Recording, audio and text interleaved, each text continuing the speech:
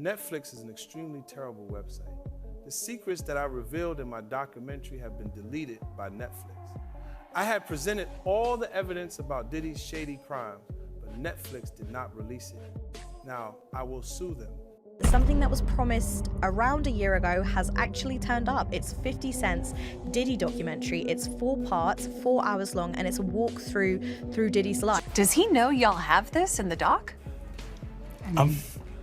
I would doubt he knows. So when this airs, that'll be the first time that his legal team, Diddy, that everybody knows that this footage is now seeing the light of day. 50 Cent just set the internet on fire with what might be the most explosive documentary of 2025. Asterisk Diddy, The Making of a Bad Boy. Asterisk quietly landed on Netflix in early December, and within hours it had everyone talking. The footage is chilling, the allegations are heavy, every scene feels loaded, and with Diddy currently sitting in a Brooklyn jail cell awaiting trial, the timing doesn't just feel intentional, it feels almost unreal. Like this bomb was dropped at the exact moment the walls were already closing in. Your favorite villain? My favorite villain? I kind of like Diddy. Here's the part that really has people whispering. Netflix barely scratched the surface. Whole stories were left on the cutting room floor. Some details were too chaotic. Some witnesses were considered too dangerous. And the moment the documentary went live, new allegations started popping up in real time, like the truth had been waiting for the cameras to roll before finally stepping out of the shadows. Combs has publicly objected that he says the videos were, quote, stolen. Let me tell you something. Let me say this. I'm not a referee. So I'm gonna get off the phone right now. Listen to me. I'm gonna get off the phone right now, and I am gonna let you professionals look at the situation and come back to me with a solution. No matter what nobody said. Let's just here and there, y'all are not working together the right way. We're losing. But here's the part that really shook people. Netflix didn't show everything. Some stories were just too messy. Some witnesses were considered too dangerous. And some allegations didn't surface until the very moment the documentary went live, spilling into the internet like gasoline on an already raging fire. So today we're talking about the scenes that never made the cut. The ones that raised questions Netflix clearly didn't want to touch. Let's rewind the clock. March 9th, 1997, Los Angeles. Biggie Smalls had already climbed from hustling in Brooklyn to full-blown rap royalty, but the city he walked into was on edge. Tupac had been murdered just 6 months earlier, and the tension in hip-hop was thick enough to cut with a knife. Rumors were flying, threats whispered behind closed doors. Everyone in the industry knew LA wasn't safe. Biggie was in town pushing Life After Death, his highly anticipated second album, interviews lined up, parties back to back, appearances stacked. Everything was moving fast, maybe too fast. And that night, despite all the warnings, despite everything hanging in the air, he still showed up to a Vibe magazine party at the Peterson Automotive Museum. Some say it was pride, others say it was business, but whatever the reason, he went anyway. And then it happened. On the way back to his hotel, his SUV was ambushed at the corner of Wilshire and South Fairfax. 4 shots rang out. One was fatal. Biggie was gone before the city even had time to process what it had just lost. Another icon silenced, another legend erased, and another chapter of the East Coast-West Coast feud written in blood. Early this morning in Los Angeles, the 24-year-old rapper whose real name is Christopher Wallace lived in Raleigh in the 1980s. FBI agents are looking for a man they say could. Both communities are mourning the death of the rapper known as Notorious B.I.G. But here's where it gets even crazier, and this is the part Netflix conveniently left out. While the headlines were screaming Biggie's name and the world was reeling from his death, another tense, almost unbelievable side story was unfolding that same night. Mase wasn't out in the open, he was locked down in a hotel, surrounded by nearly 70 Bloods, no cameras, no press, just fear, whispers, and raw street tension in the air.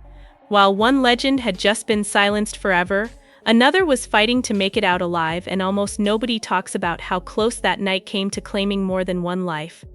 But here's the part Netflix definitely didn't want to touch. While the world was reeling from Biggie's murder, there was a whole other situation unfolding that same night, one that barely made the headlines. Mase wasn't out in the streets. He was holed up in a hotel room surrounded by nearly 70 Bloods. I actually was trapped in a hotel. It was about probably like 70 or so Bloods in the hallway. I couldn't even leave my room.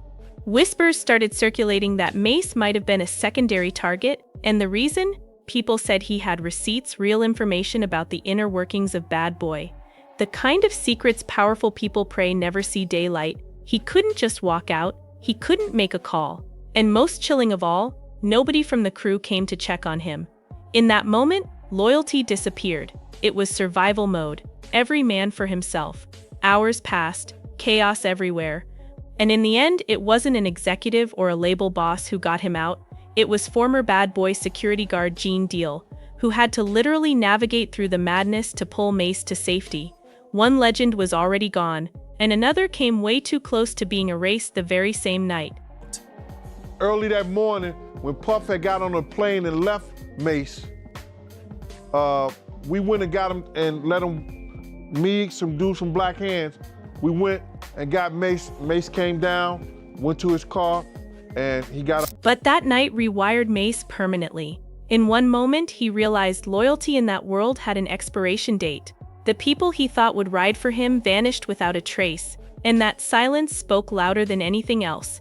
He never forgot it. And here's where it gets really uncomfortable. Years later, Mase finally started talking about what really went down in LA that night, the things he witnessed, the behind-the-scenes chaos, the fear, the tension, the secrets people were desperate to keep buried. He hinted at receipts, at power plays, at a Bad Boy inner circle so fractured it was ready to implode. These were truths Netflix never went near. Stories that could have completely flipped the narrative audiences thought they understood. And just when you think that's as heavy as it gets, this is where everything shifts. Because the very next story Netflix didn't touch didn't surface years later. It dropped just one day after the documentary went live, and it sent shockwaves through hip-hop. On December 8, 2024, a lawsuit resurfaced and expanded, threatening to rewrite the entire conversation around what 50 Cent had just put on screen. A woman identified only as Jane Doe amended her existing case against Diddy and added another name no one expected, Sean Jay-Z Carter. She alleged that both men assaulted her when she was just 13 years old, claiming it happened at an MTV Video Music Awards after-party back in 2000. Allegations that are still unfolding, still contested, but once they hit the public, they cracked the industry wide open and made it painfully clear. The documentary may have started the conversation, but it barely scratched the surface. A woman who accused the two hip-hop artists of sexual assault when she was 13. And a federal judge has ruled the woman alleging she was raped by Jay-Z and Sean Diddy Combs can remain anonymous. The woman says both men raped her at a party when she was 13 years old.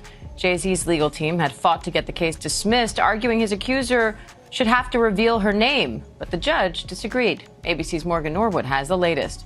The documentary dropped just one day before this lawsuit hit the headlines. If it had come out even a week earlier, it could have completely changed how the entire documentary was seen. Jay-Z responded immediately, calling the allegations idiotic and accusing attorney Tony Busby of attempting to shake down high-profile celebrities. But by then it didn't matter. The conversation had already exploded, and once again the questions Netflix didn't ask were louder than anything they showed on screen.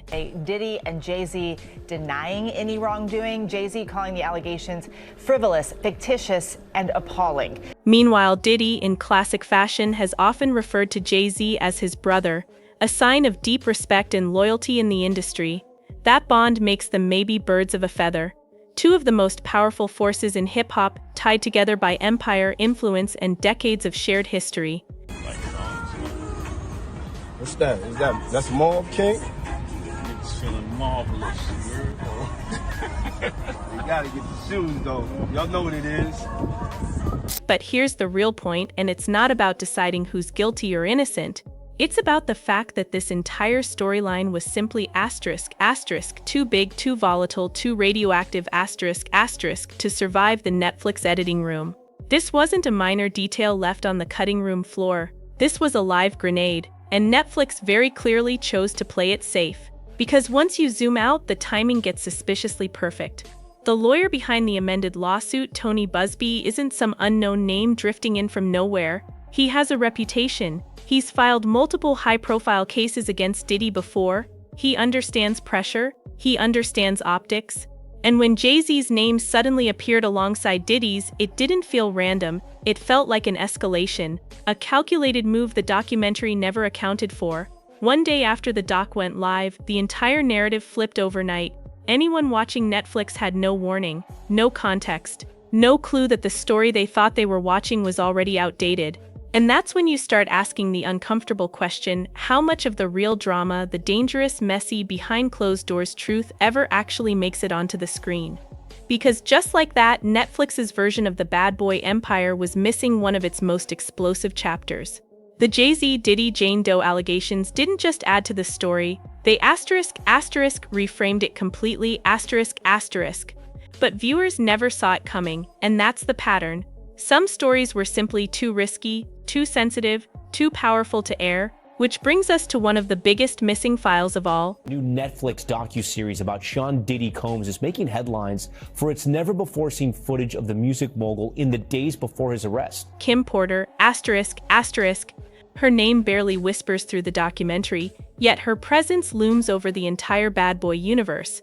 Kim Porter wasn't just Diddy's ex, she was the mother of his children, his long-term partner, a woman who spent decades close enough to see behind the polished image, the red carpets, the billion-dollar empire, and the circumstances surrounding her final days make it painfully clear why Netflix may have chosen to leave her story untouched. Kim Porter died unexpectedly on November 15, 2018. Official cause: pneumonia. Simple, clean, but the days leading up to her death were anything but ordinary. Just weeks earlier, she appeared alongside Diddy at a Hollywood premiere, the Netflix debut of The Holiday Calendar, starring her son Quincy Brown.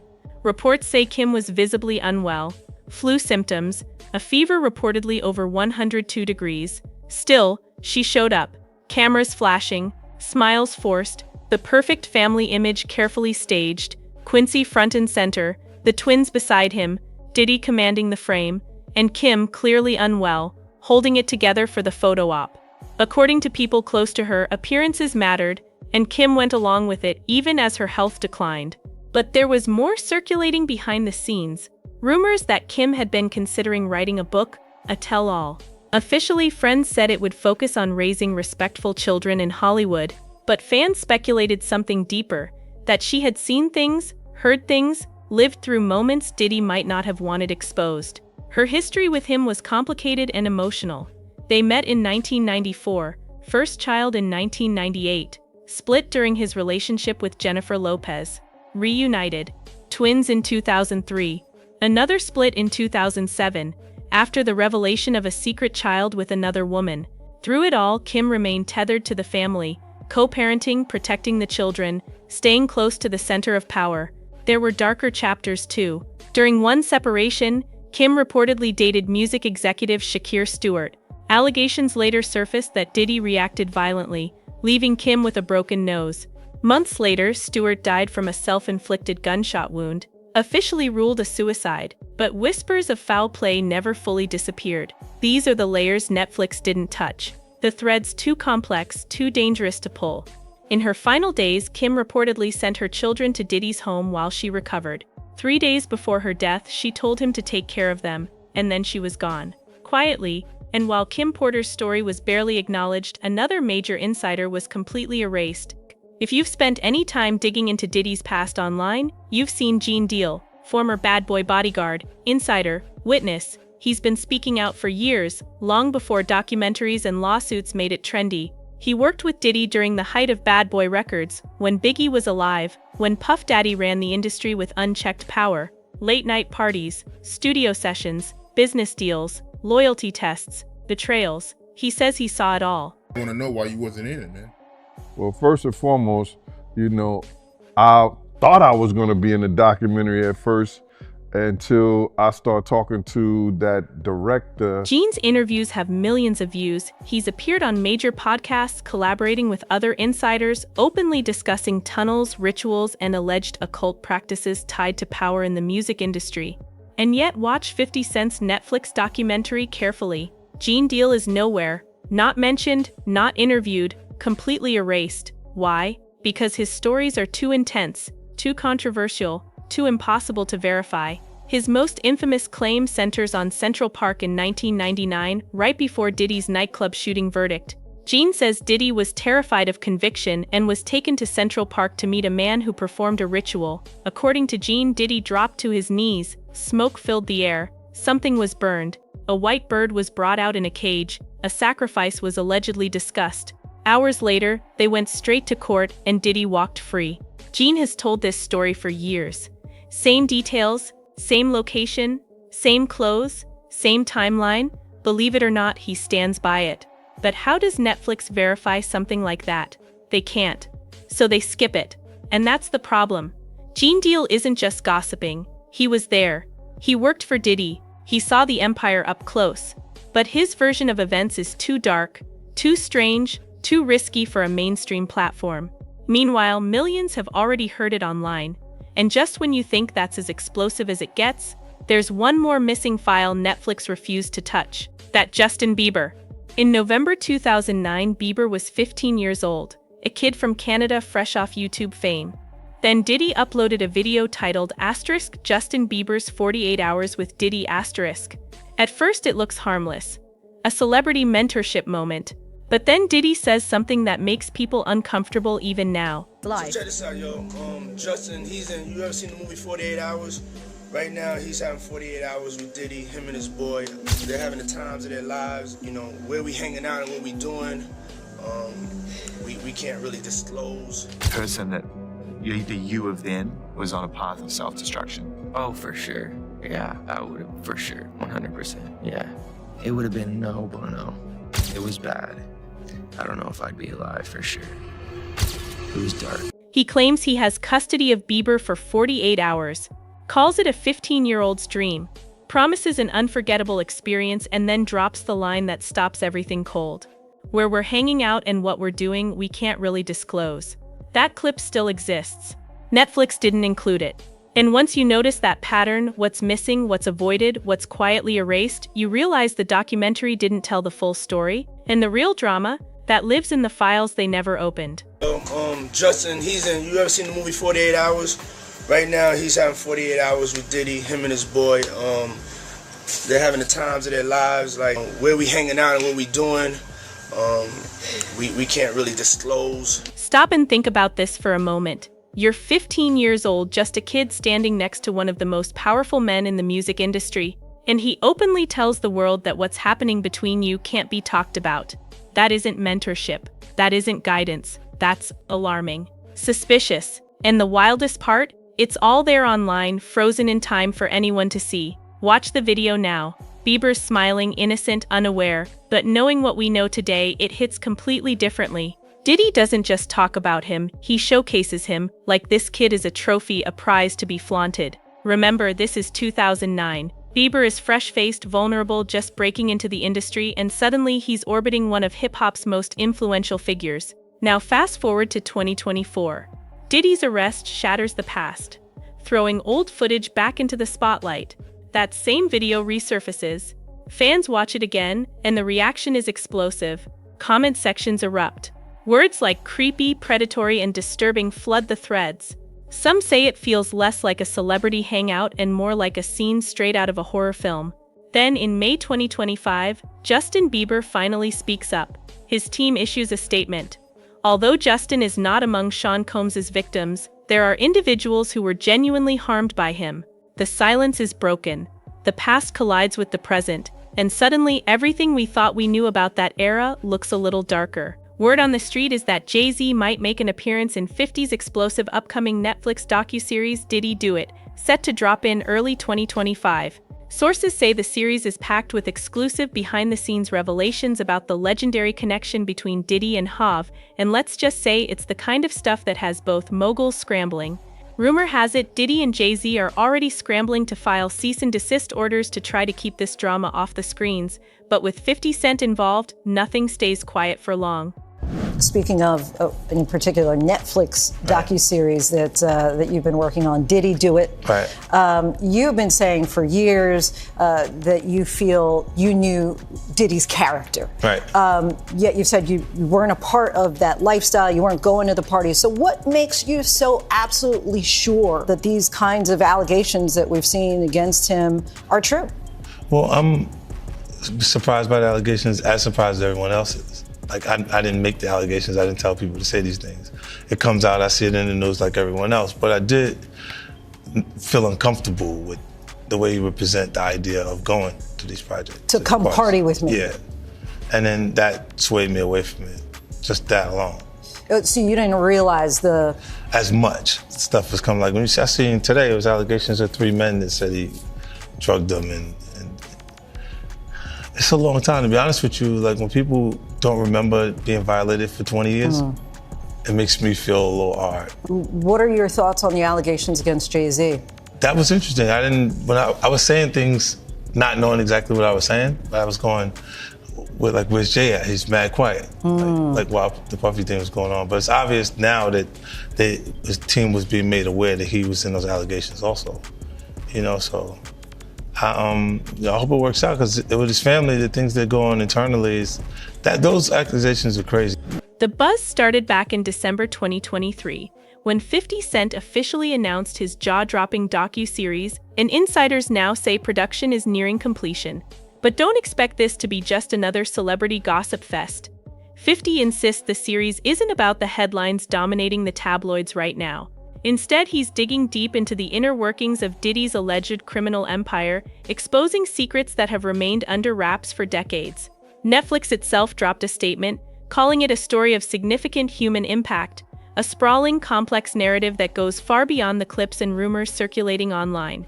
According to them, the docu-series is committed to giving a voice to the voiceless, delivering authentic, nuanced perspectives that might just rewire everything we think we know about Diddy and the power dynamics behind the scenes. And you don't throw out allegations, but like, you kind of poke fun at them. You just ask questions. You're not worried that it comes back your way? Like, people dig up your past and try to pull stuff up? I don't got that shit in my past. I'm not. Everybody got a little bit. Look, like, not that it's real or not. I took a pill, but it was for me to perform better. For her to remember, buddy. I didn't fucking give her a drink so she forget what the fuck happened. What the fuck is going on here, bro? Yes, I took the drink. I gave me the fucking drug to perform. So she can remember and possibly love me for that. Did it work? What the fuck? Yo, bro, look, I'm doing pretty good. Like, I'm pretty good. You know what I mean? Like, but I'm just saying, this is the opposite of normal shit that we're talking about, bro. That is why. Well, I don't know why it's so hard for people so just for to people to acknowledge feel weird like shit is you weird. would have something, or you would have reserved energy because you feel like you was doing it too. This is people that are looking on separation between their hardships or their the things that they got going on that would be issues, and what a celebrity's issues would be. Wait, what does that mean? They think all celebrities are doing the same thing. Yeah. Right, and when you see, if I wasn't saying anything, guess what? You could safely say that a person on the outskirts that is not involved in hip-hop culture could think that everybody in hip-hop culture is with that shit. But Diddy and Jay-Z aren't the only ones who could find themselves under the microscope once this docu-series drops. Beyonce, who turned her music empire into a billion-dollar brand with Jay-Z by her side, could also feel the shockwaves if Hav takes a hit. Sources say this is a key reason why Beyonce and Jay-Z have been so aggressive in pushing back against any allegations. They've seen firsthand how Diddy lost hundreds of millions battling lawsuits, and now they're terrified they could be next in line. The stakes aren't just personal, they're financial, reputational, and colossal, and everyone watching knows the fallout could shake the very foundations of the most powerful couple in music. Look, when Jay signed his contract, the big one was with Beyonce. When he signed that contract, the marriage contract, he got trophies. Now those fucking trophies, those fucking trophies came rolling in, buddy. He started getting Grammys left and right, man. I mean, look, if you look at his career, This guy. Wow. You're gonna let him say that? Jay was getting Grammys. You're gonna let him say that? He had one. Exactly. He had one. And he ain't show up. No, he has like 20 now. Oh, Lord. He had like 18 since he's been down. Look, he had one, bro. Hard Knock Life. Hold on. You're not wrong. He was At one. the same time. After that, he got them shits. He's like drinking. His pictures with him like fucking things the cup. Wait a minute. So you're saying the success is derived from the marriage? I've absolutely been treated differently. The accolades. Because he's no longer viewed as what, like a street or gangster rapper. Now he's viewed as a businessman, entrepreneur, family man. And the biggest ones because of the position Beyonce's. Jay-Z's career, you can look at that and say the association to Beyonce is when he started to receive the 16, 17 Grammys since he's been with Beyonce. Right? And you go, prior to that, one. Right. You see what I'm saying? So that came in association, like you see the kids even have Grammys. Like they don't sing yet. They don't sing. Right. They don't rap yet. And they already have Grammys and shit. So it's like they give them this trophy so we secure that they're coming to the award show. It meant that much to the culture that they just gave them. The drama hit a fever pitch on December 9th when a civil lawsuit was officially filed against Jay-Z following months of whispers and rumors about his ties to Diddy. The court documents revealed shocking claims that seemed to confirm what insiders had been hinting at for years. Diddy allegedly didn't operate alone. Jay-Z was supposedly involved in running his international sex trafficking network. The lawsuit goes further, alleging Jay-Z's connection to the abuse of a 13-year-old Jane Doe at an after-party following the MTV Video Music Awards in New York City, alongside Sean Diddy Combs. And if that wasn't explosive enough, sources report that 50 Cent's docu-series dives even deeper, with details implicating hundreds of victims spanning multiple decades, promising revelations that could rock the entire music industry to its core. There's an accusation about Jay-Z and Diddy and a teenager, 13-year-old teenager. Right. And we were speaking about just the statement. Right. The statement, you were saying you felt like that was calculated. That was, that the statement is something from, you can tell it was written by a lawyer. Because there's a point where it kind of gets aggressive. He says, like, you're gonna find out, like how I'll handle this. Like, and that's an attorney want to be combative with another attorney. That's not like your publicist wouldn't say those. Right. This is on your. Put that up. Yeah, this is on. 50? Yeah, it says, I don't know what's going on, but are we still gonna have the Super Bowl? I'm just asking for a friend. Yeah, I'm asking for Kendrick. You know, I'm just trying to figure out if we're still doing everything the way. Because look, they will fall back, but the NFL, they won't necessarily be associated to that. Right. Why do you not insert yourself, but you're on top of every topic, right? Yeah. I'm just watching. I'm participating. I'm being part of culture. I'm just telling you my opinion. Right. Look, because you're part of the culture. Like I can't say anything now. I'm out of it. I'm like I'm going to Dre's studio and just sit with Dre a little. Right. And then maybe I stay out of trouble. Nah. The fallout didn't stop there. After the explosive lawsuit hit the headlines, Jay-Z went on the offensive, suing both the alleged victim and the lawyer behind the case in a bold attempt to get the trial thrown out. According to Hav, he's being blackmailed, and there's supposedly no truth to the allegations. But the courts weren't buying it. Judge Annalisa Tess decisively denied his request, ruling that Jay-Z's maneuvers were a wasted effort, and the case would proceed to trial. The message was clear. Attempts to derail this legal storm are futile, and the drama is now officially headed for the courtroom, where nothing can be hidden. And just when you thought the scandal couldn't get any bigger, Beyonce's name might be pulled into Jay-Z's legal nightmare. Court documents reportedly reference an unnamed female celebrity who was allegedly present with Jay-Z during the assault and failed to intervene, and insiders are claiming that this mystery figure is none other than Beyonce herself. Other victims have allegedly spotted Jay-Z and Beyonce together at Diddy's infamous freak-off parties, fueling speculation that the elite of the music world could finally be facing real consequences. With arrests possibly on the horizon, the drama isn't just spilling, it's exploding, and everyone is watching to see who will fall next. The details emerging from Jay-Z's lawsuit are nothing short of horrifying. According to court documents, he and Diddy allegedly spiked the drink of a 13-year-old minor, then took turns assaulting her while she was unconscious. The allegations don't stop there. Sources claim that other high-profile celebrities at the party witnessed the abuse and did nothing, turning a blind eye to what was happening. Even more disturbing, some reports suggest that certain attendees were laughing at the autistic minor as she endured the assault.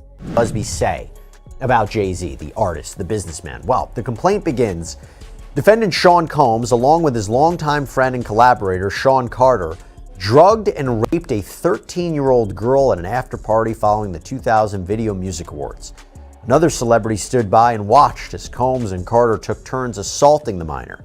Many others were present at the after-party but did nothing to stop the assault.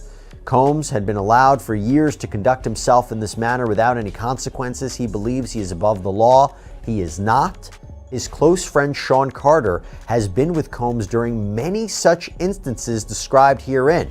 Both perpetrators must face justice. So that seems to suggest that Sean Carter, Jay-Z, was not only present or participated in this alleged, what is essentially a crime, but for other instances. And that's really interesting. That's why I bring up this idea of, could he be hit with more lawsuits if you take these allegations as true? Now, the complaint goes on to say, Combs and Carter were not simply occasional collaborators in the music industry. The two men developed a close friendship that has been well documented from the late 1990s to the present. Together, they attended countless music industry events, events for each other's business ventures, parties, and after parties. Indeed, the two are apparently so close that Combs stated in 2023 that Carter is the only person, other than Combs' mother, who is allowed to call him by his legal first name of Sean. In 2000, near the height of their fame, power, and influence, Combs and Carter attended the 2000 Video Music Awards in New York City. Afterwards, Combs hosted an after-party for many of the most famous celebrities in the music and entertainment industries, including Carter, which is where the events alleged in this complaint occurred. I should also say that Busby also used this complaint to address an alleged harassment campaign that he claims Jay-Z started after Busby reached out about his involvement in the suit. The complaint reads, Carter was identified in plaintiff's original complaint as Celebrity A. Prior to the filing of this amended complaint, Carter received a letter from plaintiff's counsel requesting a mediation to resolve this matter. Upon present information and belief, Jay-Z responded to said letter by not only filing an utterly frivolous lawsuit, the one that I mentioned before, but by also orchestrating a conspiracy of harassment, bullying, and intimidation against plaintiff's lawyers, their families, employees, and former associates in an attempt to silence plaintiff from naming Jay-Z herein. This effort was meant to scare plaintiff and to discredit her counsel.